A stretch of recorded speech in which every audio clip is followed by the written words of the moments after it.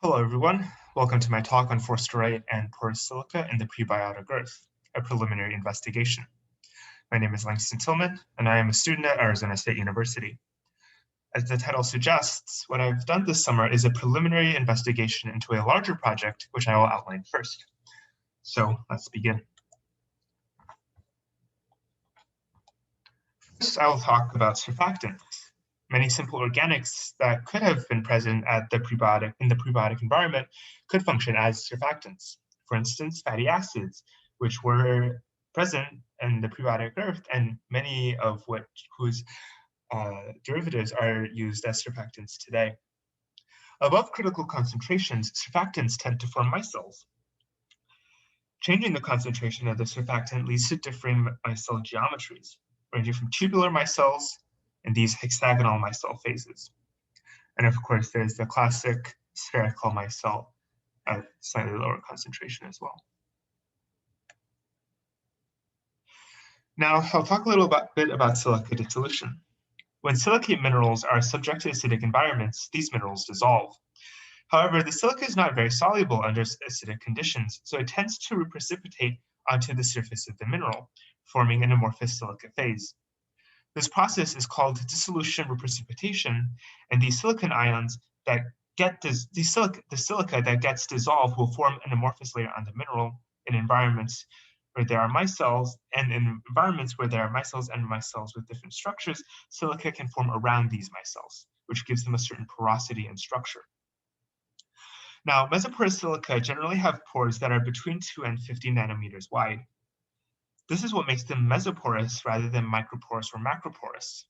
We like mesoporous materials because they have a high surface area to volume ratio, unlike macroporous silica, but they still have enough room in their pores to allow synthesis to occur. If you have too small of a pore, then organics can actually fit in and react, as is the case in microporous silica. Now, mesoporous silica are good organic catalysts. Mesoporous silica catalyzed organic synthesis generally happens when an amino acid is chemisorbed onto the surface of the silica. So what happens is a covalent bond forms between, say, an amino acid and the mesoporous silica. So we have this simple organic that is chemisorbed onto the inside walls of the mesoporous silica. So this makes the silica easier, this makes the organic easier to be oligomerized and polymerized. People have also shown cases where mesoporous silica can immobilize just whole organic enzymes, and of course that would be very good for enzymatic activity. Many reactions in nature are multi-step cascade reactions, which means that two different pathways could synergize and produce even more complex organics.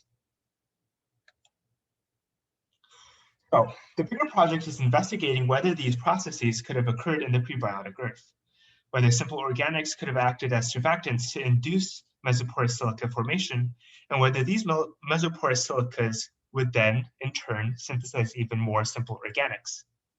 Ideally, what would happen is these mesoporous silica would catalyze even more surface directing agents so that this process can begin anew, so that there is this sort of feedback loop where surfactants are formed into micelles and micelle aggregates, and these direct the formation of the mesoporous silica, and these mesoporous silica can, in turn, produce even more surfactants and surface directing agents. What I'm going to talk about next is what I've been doing this summer, which are some preliminary experiments to get a baseline on dissolution reprecipitation mechanisms and to train me in various synthesis and characterization techniques. As this is a baseline experiment, we did not play with surfactants or use surfactant geometries to synthesize mesoporous silica. We use Forsterite as our baseline material, also known as magnesium silicate.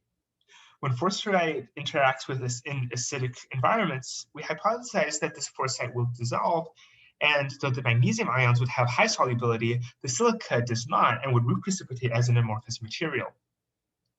So what we did is we synthesized this magnesium silicate by mixing together fumed silica with magnesium oxide. This powder is then pressed into pellets, and this is what the pellets look like. These pellets were then heated up to 1,000 degrees for 24 hours and allowed to cool. We conducted 2 experiments. One is where a single pellet of forsterite and an equal amount in powdered form are subject to pH 1 conditions. And then a similar experiment happened under pH 2 conditions.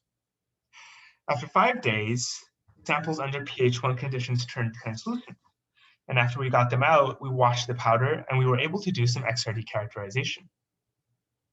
Now on the left, you can see what the fumed silica and magnesium oxide mixture without heating looks like under XRD characterization. In the middle is what the forsterite looks like, the magnesium silicate. And on the right, you can see that there are no peaks, which is what one would expect in an amorphous material, since XRD works by examining the crystal structure of the material, and the amorphous silica, of course, has no crystal structure. So then, the next steps will be to investigate the dissolution of silicates in the presence of surfactants that may possibly be present in the prebiotic earth. We think that the surfactants will be able to direct the formation of mesoporous silica. These structures can then be examined, and their catalytic properties will be explored. This will likely happen first by a literature review to see what surfactants might have been present in the prebiotic earth.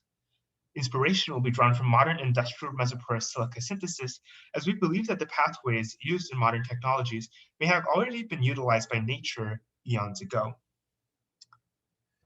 So that is my presentation. A special thank you to Dr. Baskanyan, Professor Navrosky, and Professor Hervig for their continuous support. And thank you for the listener for listening.